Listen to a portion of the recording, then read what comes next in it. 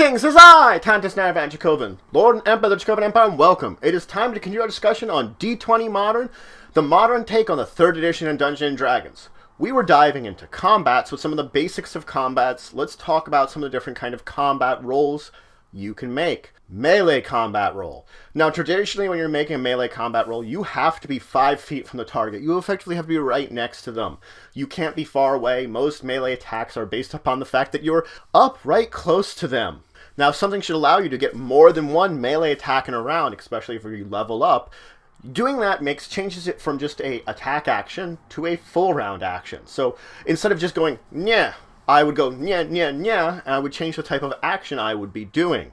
Now, you can fight defensively when using melee. What this means is I'm trying to hold back a little bit. I would take -4 to whatever my attack would be, and in turn, I would get +2 dodge, and this would be until end of turn. So I can do my 1 strike, take -4, get +2 defense, dodge defense. So let's talk about unarmed combat, just punching someone. Now, normally when you're doing this, of course it is melee, but you provoke an attack of opportunity from over you're hitting with this. So if I'm trying to hit some guy with a punch, I'm provoking an attack of opportunity. I'd be doing non-lethal damage when I'd hit him. There could be some kind of feat or ability that I would have that could possibly make it that I count as armed, and therefore don't provoke attack of opportunities, but that means I have to take that in the first place. Now, for the purposes of 2-weapon fighting, it counts as a light weapon to punch. I also would do just a D3 worth of damage, of course plus my strength, but the bigger size I am, the more damage I'd effectively deal. I can also then take -4 to my attack to hit for lethal damage. So basically I'm taking a penalty and hitting for those vital spots, which I know will do actual damage to someone, just rather than, giving them a good sock in boxing. Now let's just briefly talk about some things you can do to improve combat, to speed it up. First off, I could roll my attacks and damage together. Just roll those dice together. If my attack misses, the damage doesn't matter. If my attack hits, of course, then yes, I've already rolled the damage ahead of time. If I have multiple attacks, I could use colored dice and effectively color code them to my different attacks, roll them all at once. So I've got all the attacks rolled at once, just comparing them down the line just the same way. I could, of course, roll my attack ahead of time if your GM allows it, especially if you're rolling it in a very open space where people can see you roll it. Then usually your GM might allow you that, everybody kind of rolls their attacks ahead of time if that's what they're doing, and then they're ready on their turn saying like, oh, I rolled this. There's also the option, of course, rolling initiatives ahead of time, setting them up for a number of encounters. There's things like using a board and miniatures might make it easier for people to tell where they are in relation to other creatures and where they are basically on the map of the world. If you're using that, it would have definitely speed things up so people could understand what's going on more rapidly. Let's talk about ranged attacks. Now, ranged attacks, of course, you're shooting at it far. You have a range which is based upon whatever weapon you're using. You have to hit something that is within your line of sight and not obstructed. That means it can't be something that you don't see, because you don't know it's there, and it can't be something that's like got stuff in front of it that prevents you from hitting it in the first place. Now, if you're throwing a weapon, which does count as a range, you have 5 increments of its range to go at. For each increment you go beyond, what your range would be, you get -2 to it. A normal weapon that isn't a thrown weapon has 10 of these. Now, if my ally is in melee combat with someone else, and I want to shoot at the enemy he's fighting, I have to take a -4 to hit them. I have to sort of avoid hitting my buddy, effectively what it is. Now, if my buddy is fighting something that's very large, something that I could target one of his squares that would be 10 feet away from the square my buddy is threatening, then yeah, I could ignore that -4 because he's so big I could target an area farther away from where the combat is going on. I could easily avoid targeting my buddy. Now, you do have to worry, of course, that you provoke attacks of opportunity being up close to someone with ranged attacks. You, of course, could mitigate this by fighting defensively. Just like you could fight defensively with a melee attack, you can take that -4 for +2 to defense until the end of your turn. This, of course, as I said, helps with attacks of opportunity when you're up close. Another thing is if you want to point-blank someone with a long arm weapon, because of the shape of it, you're going to take a -4. So regardless of even the attack of opportunity, you're taking a -4 because it's kind of hard to get a very long-barreled rifle into the guy's gut successfully and shoot him because he's right here in front of you. Now let's talk about the move actions you can do more than just moving around the board. Of course, you can climb, you could swim, you could crawl. All of these are move actions, but there are other things you could do. Of course, none of these physically moving kind of move actions you can take with a 5-foot step. If you're moving somewhere in space, you cannot use a 5-foot step with it. Now, you can also draw or holster a weapon. You could manipulate some kind of object. You could open a door as a move action. Noting, as part of an other movement, if you have a base attack bonus of +1 or much, you can draw a weapon. So that means if I'm moving forward as my move action and I have a base attack of 1, I can include that drawing a weapon as part of it.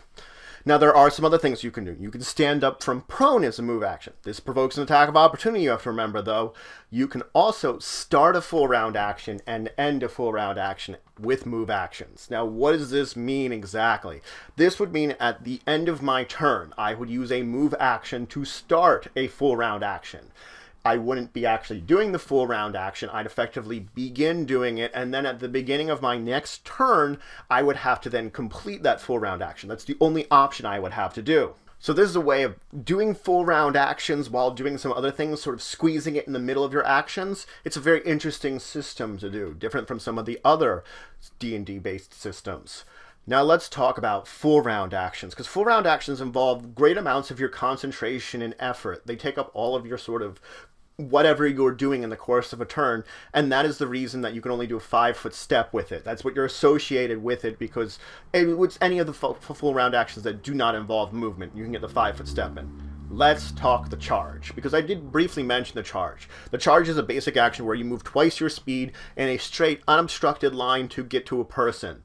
There are certain rules about it. You have to move at least 10 feet to charge. That means if you have less than 10 feet, you cannot charge. You have to move to the closest square on that person when you're charging. So you choose the closest point from you to them. That's what you're charging to. And as soon as you reach that spot, you stop and make your melee attack. Of course, you get the +2 to attack until end of turn and the -2 to AC until end of turn as part of this charge. Now, for the full round attack, of course, you can use your 5-foot step before or after you start making your attacks. And you actually have the choice of, after you've made the first attack, you can stop. You can choose to just make that an attack action and not have a full round attack. Granted, now, if you've moved your 5-foot step beforehand, there's no reason that you shouldn't make an attack because that has been your move. You don't have the ability to move before or after your attacks.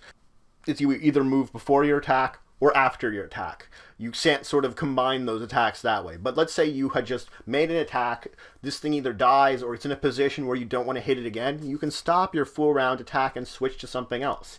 It's just a standard you've done so far.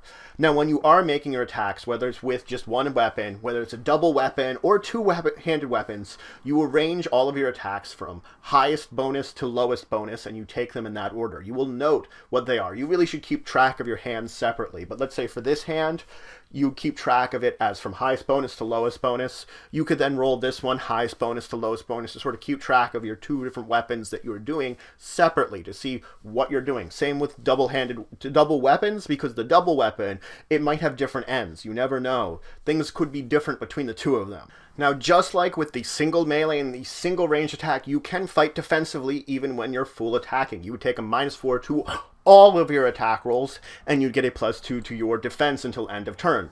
You can, as I said, use the two-weapon fighting or the double weapon fighting. There is a chart in the book that tells you the different rules for it. Effectively, it's you want a light weapon in this hand to mitigate penalties, and you want the feat, two-weapon fighting, to also mitigate. So you want a combination of feats and light weapons in order to mitigate some of the penalties, because normally when you're just using two weapons, if you have like one-handed weapon, you're sort of screwed. When you have a light weapon, it makes it a lot easier, but you're still kind of screwed without the feats. So it's hard to two-weapon fight, but you can. Regardless if you have more than one attack with your hand, as soon as you do two-weapon fighting or double weapon fighting, that is also a full round attack, may I note. So that means if you have one attack with this hand and you're using two-weapon fighting to get one attack with this hand, it's still full round. As soon as you get more than one attack, it's full round. Now you can, of course, run, again, as I said, with a full round action where you'd move 4 times your speed in a straight line in a direction. Now, you lose your dex bonus to your defense while you are running, but you do gain a +2 defense against ranged attacks. So there is some mitigation to the fact that you're sort of leaving yourself open when you're jogging along, but it's sort of like just more that you're a harder target to hit. Now, you can run for a number of rounds equal to your constitution score. After that, you have to start making con checks in order to keep running. It starts out at DC 10 con check, but for each round after that you keep running, it increases the DC by 1, and you have to check each round. As soon as you fail it, you have to stop running, and you have to at least spend 1 minute resting before you could run again. It's effectively about a speed of 14 miles per hour that you'd be traveling at when you're running. That's what you have to consider what it is when you're seeing about how fast someone's going. So that's it for today. I went over some more about combat. I went over the basic of the attack actions. I talked about ranged, melee attacks. I talked about some of the other things which count as that count as attack actions. I talked about the move actions you can take, all the other things that count as move actions and how they kind of work. And I talked about full round actions like the full attack or the charge or the run.